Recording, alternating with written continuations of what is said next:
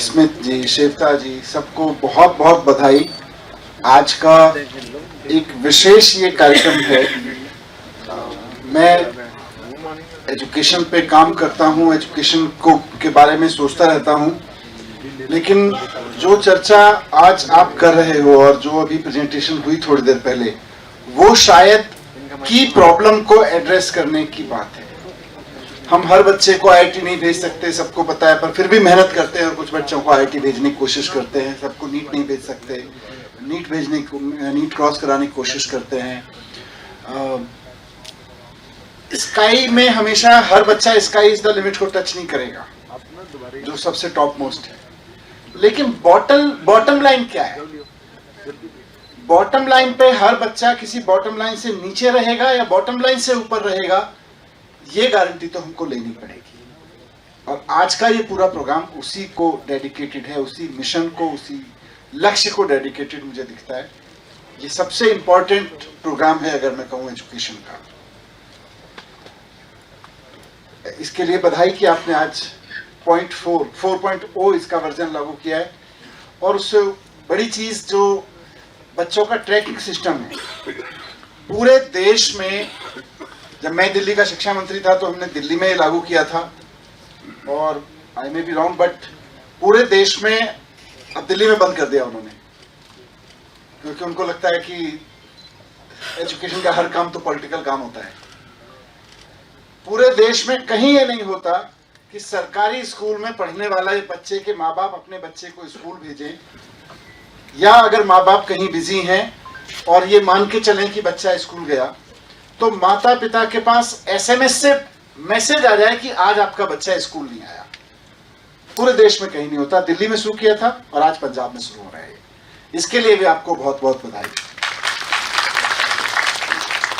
क्योंकि आज के दौर में जब व्हाट्सएप यूनिवर्सिटी से लेके कई तरह के और स्कूल बाहर चलते रहते हैं, स्कूल से बाहर, और बच्चा उनसे अट्रैक्ट होके बंक मारता है।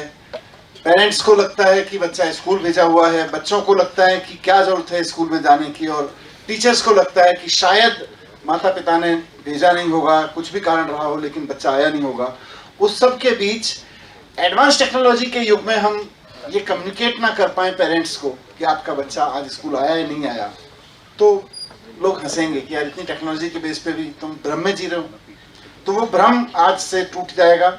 हर बच्चे के बारे में पेरेंट्स को पता होगा कि उनका बच्चा आज वाकई घर से निकलने के बाद स्कूल गया कि नहीं गया, और पता चलता रहेगा। ये एक अच्छी शुरुआत हुई है। पर सबसे पहले और सबसे इम्पोर्टेंट बधाई उन सभी टीचर्स को जिनके प्रयोग इस बुकलेट में शामिल हुए। We are so proud of you. आप लोगों ने जो प्रयोग किए हैं, मुझे लगता है पूरे देश के लोगों को ये पढ़ने चाहिए। किसी एजुकेशन मिनिस्टर ने क्या भाषण दिया एजुकेशन के बारे में, किसी प्राइम मिनिस्टर ने क्या भाषण दिया, मुख्यमंत्री ने क्या भाषण दिया, या किसी सेक्रेटरी ने इवन क्या भाषण दिया, उससे कुछ बदलाव नहीं आएंगे। लेकिन इस किताब में जो कुछ लिखा है, अगर इसको इस देश के सारे टीचर्स, सारे एजुकेशनिस्ट, सारे एजुकेशन सिस्टम के लीडर्स पढ़ेंगे तो बदलाव आएंगे। आपने जो किया है वो मिसाल है। हम जो बात करते हैं वो विजन हो सकता है, वो डायरेक्शन हो सकती है, लेकिन वो मिसाल नहीं हो सकती। मिसाल वो है जो आपने किया है। तो इन कहानियों के रियल हीरोज को मैं बहुत बहुत धन्यवाद करता हूं कि आपने जो किया, क्योंकि आपने, अभी मैं डेटा देख रहा था प्रेजेंटेशन में, आपने जिस चीज को टच किया है वो खाली कुछ बच्चों के लिटरेसी का इशू नहीं है। मैं इसको थोड़ा सा बर्ड आई व्यू से देखूं तो आज मैं हरजोत जी बोल रहे थे तो मैं सुन रहा था कि हम लोग पंजाब में नेशनल एवरेज से ग्रेड 3 में 17% आगे हैं और 18% आगे हैं, और ग्रेड 5 में 26% आगे हैं। अगर मैं इसको एक थोड़ा सा ब्रॉड व्यू में देखने की, समझने की कोशिश करूं, तो 3rd ग्रेड का बच्चा, 5th ग्रेड का बच्चा क्या है?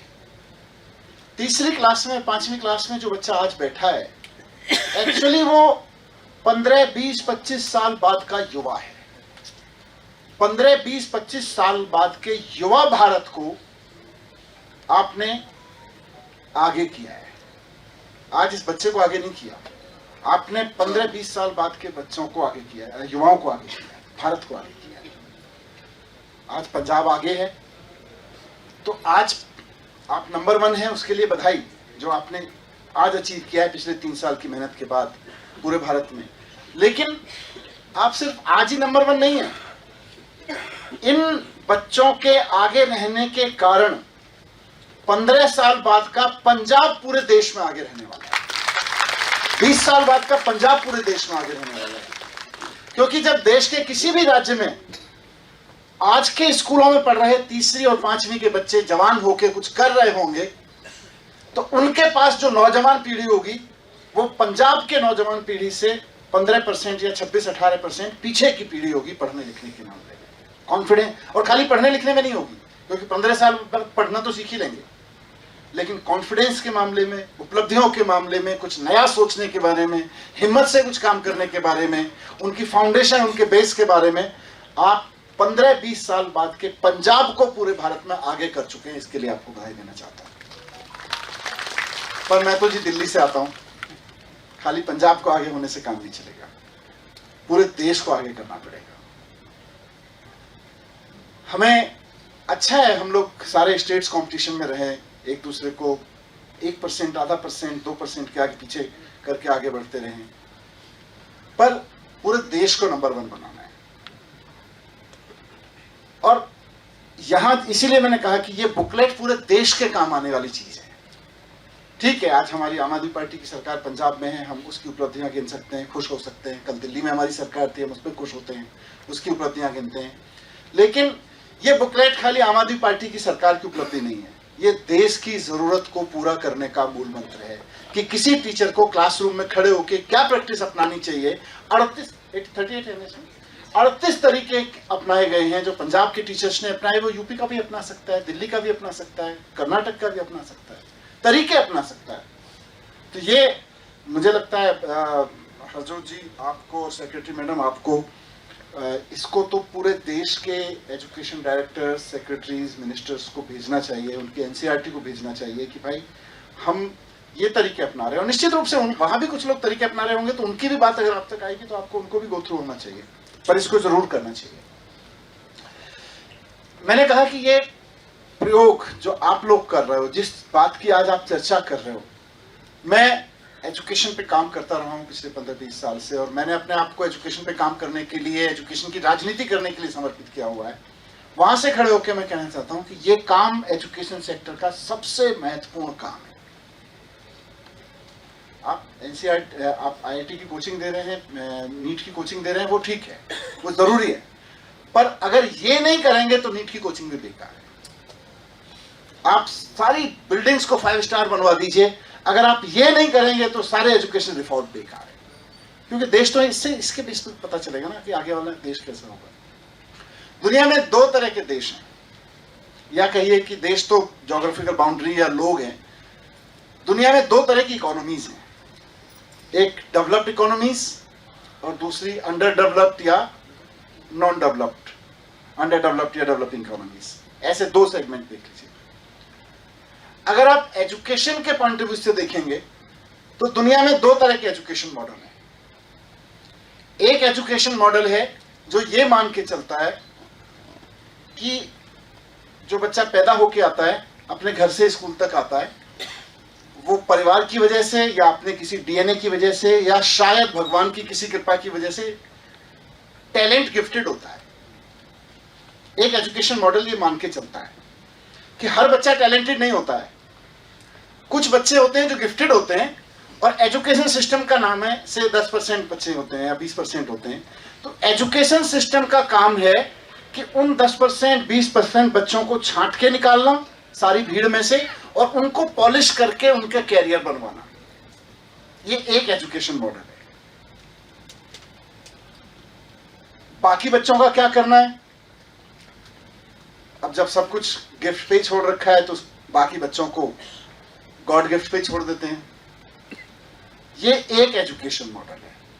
दूसरा एजुकेशन मॉडल है जहां teacher, education system, authorities, books, curriculum सब कुछ ये मान के चलते हैं कि नहीं नहीं नहीं नहीं, हर बच्चे में टैलेंट भरने की संभावना है, हर बच्चे के अंदर संभावना है कि उसके अंदर टैलेंट डेवलप किया जा सकता है। ये दूसरा मॉडल है। वहां फिर हर बच्चे पे टैलेंट खोजा जाता है, संभावनाएं खोजी जाती हैं। कोई बच्चा 5 दिन में किसी चीज को सीख लेता है, लेकिन वही दूसरा बच्चा होगा जो 5 दिन में उस चीज को नहीं सीखेगा, लेकिन 5 दिन में किसी और चीज को सीख लेगा। ये वाली चीज जो हम 5 दिन में सिखाते हैं बाकी बच्चों को, उसको सीखने में उसको 50 दिन लग जाएंगे, किसी और तरीके से सीखेगा। ये दूसरा वाला एजुकेशन मॉडल है। आप सब टीचर्स हैं, वेल एजुकेटेड हैं, वेल रेड हैं। आप कभी गूगल पर, यूट्यूब पर, और इनफैक्ट आज की तारीख में तो एआई है, बहुत ज़्यादा सर्च करने की जरूरत नहीं है। आपको बस क्वेश्चन बनाना आना चाहिए। चैट जीपीटी जैसे प्लेटफॉर्म्स पे, मेटा पे कभी क्वेश्चन करके देखिए कि आज जो मैंने 2 तरह की इकोनॉमीज कही कि डेवलप्ड इकोनॉमी और under developed economy, 2 economic model और 2 एजुकेशन मॉडल। गिफ्टेड टैलेंट या every child can be made talented, इन दोनों में कोई कोरिलेशन है कि नहीं? जहां तक मेरी समझ है, जिसको भी आप अपने बच्चों को पढ़ाते हैं कि वो डेवलप्ड इकोनॉमी है, आप उसके एजुकेशन मॉडल को उठा के देख लीजिए। वहां का टीचर, वहां का एजुकेशन सिस्टम इस बात को पाप मानता है कि अगर हम ये सोच लें कि इस बच्चे में टैलेंट नहीं है और दूसरा कोई बच्चा टैलेंटेड है। हर बच्चे में कुछ ना कुछ टैलेंट है। हमारी और एजुकेशन सिस्टम की जिम्मेदारी है उसके उस टैलेंट को नर्चर करने की, उसको ऊपर उठाने की। ये डेवलप्ड इकोनॉमी का एजुकेशन मॉडल मानता है। या ऐसा भी कह सकते हैं कि जिस जिस देश ने ये वाला एजुकेशन मॉडल अपनाया है वो बाय डिफॉल्ट डेवलप होते चले गए। जिस जिस देश ने ये मॉडल अपनाया कि कुछ बच्चे होंगे जो गिफ्टेड टैलेंटेड होंगे, हमारा काम तो केवल कुछ कंपटीशन, कुछ स्कूल, कुछ प्रयास करके उन बच्चों को स्कूल तक लाना है, उनमें से कुछ बच्चों को छांट के आईआईटी तक ले जाना है, उनमें से कुछ बच्चों को छांट के आईएम तक ले जाना है, उसके बाद उनमें से कुछ बच्चे गूगल चलाएंगे। गूगल बनाएगा तो कोई नहीं हमारे देश में, चलाएंगे। हम डेवलप्ड इकोनॉमी नहीं हो पाएंगे। हमारे देश की एजुकेशन मॉडल की, मैं कोई बहुत अपने आप को एजुकेशनिस्ट नहीं मानता, लेकिन मैं एक ऐसा लीडर जरूर मानता हूं, अपने आप को पॉलिटिकल पर्सन जरूर मानता हूं जो इस बात में यकीन करता है कि इस देश की पूरी पॉलिटिक्स को कुछ पीढ़ियों तक एजुकेशन को समर्पित होकर काम करना पड़ेगा। हमारे देश के एजुकेशन मॉडल की जितनी भी खामियां हैं, उनमें से सबसे बड़ी खामी मुझे ये लगती है कि लार्जली हम गिफ्टेड टैलेंट मॉडल पे काम करते हैं। उसकी वजह से हमने कुछ बच्चों को, शानदार बच्चों को अच्छी एजुकेशन देना सीख लिया, उनको आईआईटी आईएम जैसी एजुकेशन देना सीख लिया। बाकी बच्चों को हमने क्या देना सीखा? कुछ भी नहीं। पिछले 5, 10, 15 साल के प्रयासों को छोड़ दें तो हम ये गिफ्टेड टैलेंटेड मॉडल पे ही काम करते रहे हैं। अच्छी बात यह है कि ये जो किताब है, इसमें आपने जो प्रयोग किए हैं ये बताते हैं कि नहीं नहीं, अब भारत में वो दौर आ गया है कि हम हर बच्चे को टैलेंट की एक संभावना के रूप में देखेंगे। उसके 38 तरीके यहाँ लिखे हुए हैं, 38,000 भी हो सकते हैं, कोई जरूरी नहीं है यही 38 होंगे, और अलग अलग टीचर्स करेंगे। तो बहुत बहुत शुभकामनाएं हैं आप सबको इस एजुकेशन मॉडल को चेंज करने के लिए, और इस मॉडल के बेस पर ही देश का इकोनॉमिक मॉडल चेंज होगा। मैं अक्सर इस तरह की स्टेज पर आके बोलता हूँ, मैं जब मैं स्कूल में पढ़ता था तो उस वक्त मुझे पढ़ाया जाता था कि India is a developing country. 2-3 तरह के देश होते हैं, डेवलप्ड, अंडर डेवलप्ड, डेवलपिंग, और India is a developing country. मैं पढ़ता था तब। मेरा बच्चा जब स्कूल गया तो उसको भी यही पढ़ाया गया, India is a developing country.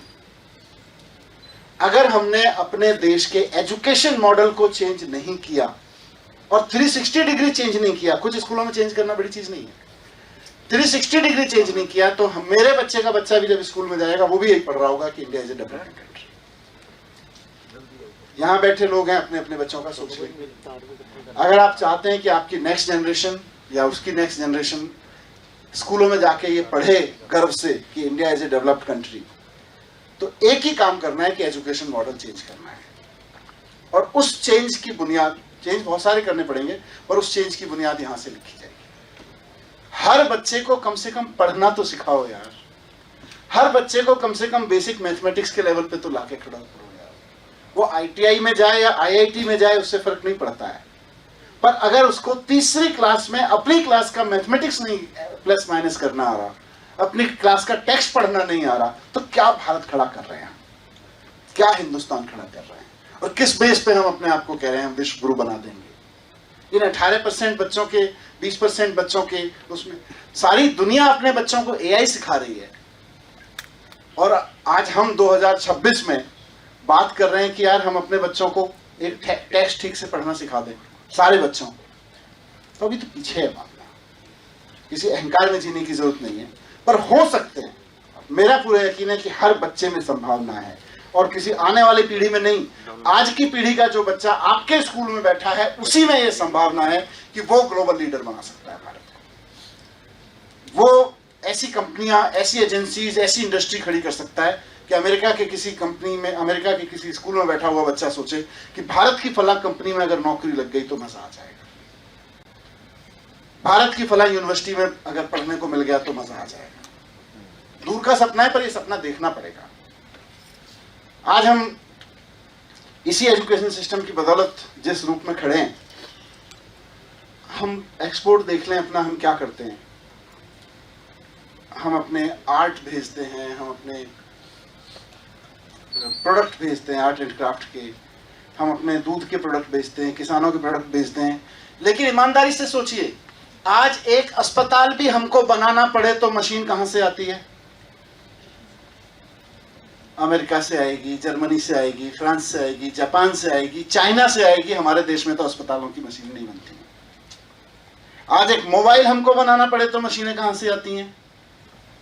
10 crore की मशीन, 20 करोड़ की, 50 करोड़ की। हॉस्पिटल बना लीजिए, बड़ी फैक्ट्री लगा लीजिए, आप कोई टेक्नोलॉजी का सेटअप लगा लीजिए, आपको आधुनिक इलेक्ट्रॉनिक मैकेनिकल मशीन्स दुनिया भर से खरीदनी पड़ती हैं, 100 करोड़, 50 करोड़, 10 करोड़ रुपए देके। और हम किस बात से खुश हैं? हमने अपना दूध बेच रखा है, हम अपने जरूरी है।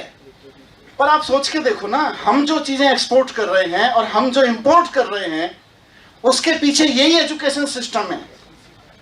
इसी बच्चे में संभावना थी जो 18% में पीछे रह गया, कि अगर उसको और ठीक से उस वक्त एजुकेशन मिल जाती तो शायद वो ऐसी फैक्ट्री लगा लेता जिसकी बनाई हुई 10 करोड़ की मशीन किसी अमेरिका के अस्पताल वाले को खरीदनी पड़ रही होती। पर हमने तो छोड़ दिया। टैलेंट गिफ्टेड होता है, टैलेंट गिफ्टेड होता है तो किसी दिन गिफ्ट मिल जाएगा। खरीदते रहो अमेरिका से गिफ्ट, जापान से गिफ्ट। तो मैं इसलिए कह रहा हूं कि खाली पंजाब को नंबर 1 बनाने से काम नहीं चलेगा। गर्व होता है ये देख के कि हम उस पार्टी से बिलोंग करते हैं जिस पार्टी की सरकार ने पिछले 3 साल में एक डायरेक्शन दी और उस पर चलते हुए सारे टीचर्स ने पंजाब के स्कूलों को नंबर 1 बना दिया। पर मैं तो आह्वान करता हूं कि आपके काम को देख के देश भर के टीचर्स देखें, देश भर के एजुकेशन सिस्टम देखें और देश को नंबर 1 बनाएं। हमारी लड़ाई तो इसी बात की है। आप सबका बहुत बहुत धन्यवाद इस लड़ाई में शामिल होने के लिए। इसी तरह से आगे बढ़ते रहिए और देश को आगे बढ़ाते रहिए। धन्यवाद। Thanks sir.